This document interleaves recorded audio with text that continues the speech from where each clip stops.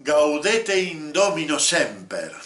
Alegraos siempre en el Señor. Esa es la antífona con la que comienza la misa del tercer domingo de Adviento. Y por eso este domingo se llama Domingo de Gaudete, Domingo de Alegraos. Buenas tardes, queridos contertulios. Mi nombre es Abel de la Costa, este es el Sillón Bíblico y pasaremos un ratito pensando y repensando las lecturas de este domingo. Y quise comenzar con la antífona. Toda misa tiene una antífona de entrada, lo que pasa es que como cantamos un canto de entrada, generalmente no leemos la antífona. Pero la antífona es muy lindo leerla porque marca un poco el carácter de la liturgia de ese día. Y en este caso, el domingo tercero de Adviento, para todos los ciclos siempre, tiene este carácter de alegraos. ¿Alegraos en medio de qué? En medio de este pequeño recorrido penitencial, esta pequeña cuaresma, que es el Adviento, aparece un oasis. ¿Por qué? Porque el Señor está cerca. El Adviento nació, según los historiadores, hacia el siglo IV, V, probablemente en España. Hacía poco que se había instaurado la fiesta del nacimiento del Salvador, el 25 de diciembre, y los cristianos querían un tiempo de preparación a ese nacimiento. Y entonces, un poco como imitación de la cuaresma, por eso lo llamé la pequeña cuaresma, un poco como imitación de la cuaresma, nace este tiempo de Adviento, que todavía conserva, aún hoy, algunos caracteres de ese inicio, ¿no? Por ejemplo, el uso del morado, que es por imitación a la cuaresma, ¿no? Es un tiempo penitencial, no tan fuerte como el de Cuaresma, pero es un tiempo penitencial. Y así como el cuarto domingo de Cuaresma se llama de letare, de alegraos, también quiere decir alegraos, de alegraos o de gozad, el tercer domingo de Adviento se llama de gaudete, de alegraos. Paramos, nos damos cuenta que está por venir el Señor y en el medio de ese recorrido nos alegramos. Y este tercer domingo además siempre está dedicado a la figura del Bautista, quizás más fuertemente todavía en el ciclo A. En los tres ciclos se habla del Bautista, pero en el ciclo A es donde se toma este Evangelio de San Mateo, que es un evangelio profundo sobre el Bautista y sobre lo que significa el Bautista en la historia de la salvación, ¿no? En este caso es de Mateo capítulo 11 y comprende en realidad dos pequeñas perícopas. En una de ellas Jesús habla con los emisarios del Bautista y en la otra Jesús habla con el público que lo rodea cuando ya esos emisarios se han retirado. Pero la liturgia ha querido mantener estas dos perícopas juntas. ¿Por qué? Porque las dos nos enseñan a estar atentos a los signos. Las dos hablan de signos, signos que nosotros tenemos que aprender a descifrar y a leer. Vamos a la primera de ellas, muy breve, Mateo 11, versículos 2 al 6. Juan había estado predicando y bautizando, entre ellos bautizó a Jesús, fue testigo de una proclama del cielo sobre el significado de Jesús, ¿no? Pero claro, ¿él qué esperaba? Él esperaba, ya está el hacha en la raíz, ¿no? Él esperaba la venida de ese juez escatológico que iba a venir a poner las cosas en su lugar, día de ira, aquel día, cuando venga Dios y ponga el pie sobre el monte santo y se largue la humareda, y entonces día de tiniebla. Claro, los profetas habían hablado de ese día del Señor, pero resulta que lo que se esperaba no parece que tenga que ver con lo que Jesús vino a hacer. Entonces, Juan el Bautista se siente contrariado. Por un lado está en la cárcel como testigo de la verdad, y por el otro las cosas que escucha, que hace Jesús, no le terminan de cerrar. No terminan de parecerse a ese cuya hacha está puesta en la raíz, ¿no? Parece que esa hacha no está del todo afilada. Y entonces le manda a preguntar a Jesús, bueno, ¿cómo es el asunto? La voz del cielo parecía que tenía que ver con que esto ya era el final. Y, y entonces, ¿cómo tengo que entenderlo? ¿Eres tú o tengo que todavía esperar a otro?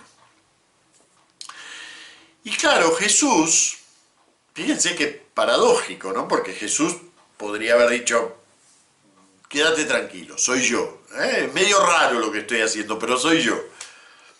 Y sin embargo no le dice, soy yo. Esas mismas cosas que él había escuchado, le dice, mira a tu alrededor. Le dice a los mensajeros, cuéntenle lo que ven, esto que está alrededor. Pero si eso es, ya lo sabía Juan el Bautista. Porque precisamente por todo eso que se cuenta sobre Jesús, es que él mandó a los emisarios. Así que Jesús en realidad no le responde a Juan el Bautista, le dice, vas a tener que tomar la responsabilidad de leer los signos. Y a través de esos signos vas a tener que deducir quién soy yo. Y bienaventurado el que no se escandalice de mí. Fíjense qué respuesta un poco rebuscada, ¿no? Porque podría haberle mandado a decir, sí, diles que sí. Díganle que sí, que soy yo. Pero no le manda a decir eso. Lo manda a leer unos signos. Y unos signos que hay que confrontar con esos mismos profetas con los que Juan el Bautista ya estaba confrontando la realidad. Porque él no se inventó lo del hacha en la raíz y el juez y todo esto. No se lo inventó, él lo venía leyendo en los profetas. Entonces Jesús le convalida ese método, digamos, y dice, sigue leyendo. Y cuando termines de leer, vas a llegar a una realidad. De esa realidad no te escandalices. Y lo mismo nos manda a decir a nosotros, ¿no? El otro día un amigo me preguntaba, bueno, pero ¿no sería mejor que Dios directamente haga muchos signos delante de todo el mundo y cure a todos los enfermos y siga haciendo muchas cosas y que la iglesia salga con el poder de Dios a curar enfermos y a darle la vista a los ciegos y entonces todos verían el obrar de Dios? Resulta que no ese es el procedimiento de Dios. Ni pone el hacha en la raíz, ni sale a curar a todos, sino que va poniendo signos. Y esos signos nosotros los vemos, los desciframos y decidimos si ese es el cumplimiento o no lo es. Y en ningún momento Dios se nos impone, pero sí que nos alienta y nos dice, bienaventurado el que no se escandalice de mí. Es decir, el que no tropiece, porque escandalizar es eso, ¿no? Es poner un tropiezo. Entonces, bienaventurado el que no tropiece en ese camino de leer los signos. No vamos a ver a todos los ciegos recuperar la vista, no vamos a ver a todos los sordos recuperar el oído, no vamos a ver a todos los leprosos curados. Ni lamentablemente la buena noticia llega a todos los pobres. Pero eso está en marcha. Y si nosotros somos capaces de ver esos signos, entonces nos plegamos a esa marcha. Que es lo que le manda un poco, esa es la respuesta que le da a Juan. En vez de preguntarme a mí, lee mejor los signos, esos mismos que ya habías empezado a leer. La segunda perícopa también nos habla de signos, pero desde otra perspectiva. En la primera perspectiva era, aprende a leer la presencia de ese reino entre vosotros. Aprende a leerla, y la vas a leer, siempre que te pliegues a esa presencia, que es, podríamos decir así, una presencia humilde. No es una presencia... no es el juez que pone el pie en el monte Sión, ahí sale la humareda, no es eso. En la segunda nos habla ya de la figura de Juan el Bautista y da un encomio de esa figura muy grande. Ningún nacido de mujer es mayor que Juan el Bautista, o sea, está diciendo mucho Jesús, Está bien, la exageración oriental, ¿eh? La gente del Oriente Medio es muy exagerada para hablar. Pero más allá de eso, realmente lo que está diciendo sobre Juan el Bautista es muy grande. Es hasta más que un profeta, porque a él se aplican y solo a él las palabras de Malaquías: he aquí que envío a mi mensajero antes de ese día. O sea que está diciendo mucho sobre Juan el Bautista. Y sin embargo, así como la otra perícopa termina con esa sentencia inquietante: bienaventurado el que no se escandalice de mí, también esta termina con una sentencia curiosa, ¿no? Dice: y sin embargo, con todo lo grande que es el más pequeño en el reino es más grande que él. Esto quiere decir que ese reino que aparece a través, o que se hace visible a través de estos signos tan humildes, tan mínimos, que nos rodean pero no nos apabullan, no vemos a todos los ciegos recuperar la vista, nos rodean estos signos y nos permiten entrever y nos permiten decidir entrar a ese reino o quedarnos afuera. No nos empujan al reino, sino que nos llevan a decidir. Bueno, cuando traspasamos ese umbral, resulta que ya entramos en una nueva dimensión de la realidad. Una dimensión tal que incluso la enorme figura del Bautista queda mínima. Quiere decir que tenemos que aprender a leer, y no solo a leer, sino también a entrar en una dimensión nueva. En la religión, digamos, nos manejamos con profetas, nos manejamos con ¿qué salisteis a ver? Un hombre vestido con lujo. En la religión nos manejamos con una búsqueda de Dios, y en esa búsqueda de Dios tenemos que ser capaces de leer unos signos. Y resulta que cuando leímos los signos de Jesús y atravesamos el umbral, entramos a otra cosa, a esto que Él llamó el reino, y que no consiste en ni lujo, ni poder, ni el gran juicio de Dios que atenaza a todos y le aplasta a todos. No consiste en nada de eso, sino que, bueno, aquí no está dicho en qué consiste. En realidad, en el Evangelio, si seguimos leyendo el Evangelio de Mateo, ahora aparece la meditación sobre el misterio del reino, ¿no? San Pablo lo resume también, ¿no? Dice: el reino de Dios no es comida ni bebida, es justicia, paz y gozo en el Espíritu Santo, ¿no?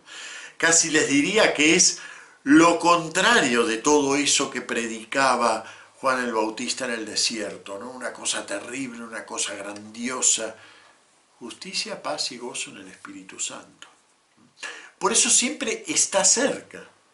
Y no ha llegado ya, sino que está cerca y al mismo tiempo ya ha llegado.